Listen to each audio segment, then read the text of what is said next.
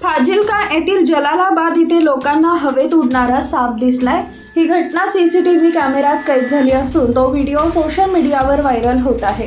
पुढे व्हिडिओ पाहून तर लोकांना डोळ्यावर विश्वास बसत नाहीये।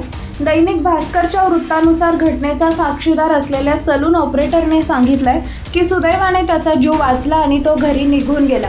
एका दिवसानंतर जेव्हा तो सलूनमध्ये परत आला तेव्हा त्याने सीसीटीव्ही कॅमेऱ्याचे फुटेज तपासले। संपूर्ण घटना सीसीटीव्ही कॅमेऱ्यात कैद झाली आहे। ब्रॉस हेअर सलूनचे संचालक चरणप्रीत सिंह यांनी सांगितले की हा व्हिडिओ 1 जून रोजी रात्री 8:15च्या सुमारास काढण्यात आला होता। निवडणुकीवेळी त्यांच्या सलूनमध्ये फारसे काम नव्हते आणि त्यांना काढावे लागले। दुकानात काम करतो तो मुलांच्या सलूनमध्ये उपस्थित होता तेव्हा बाहेर पडणारा एक उडणारा साप दिसला। त्यांनी तो पाहण्याचा प्रयत्न केला तेव्हा तो उडणारा साप त्यांच्या सलूनवर उडत आला आणि सलूनच्या काचेवर जाऊन पडला। सलूनचे काचेचे गेट बंद करून दुकानात स्वतःला सुरक्षित केले असं चरणप्रीत सिंह सांगतात। मात्र तो साप आला कुठून, तो कसा आला याचा मागमूसही नाही। कसे तरी त्यांनी कपडे हेल्मेट घालून स्वतःला झाकले आणि आपापले प्राण वाचवले आणि सर्व तरुण एका मोटरसायकलवर चालवत घराकडे पळून गेले।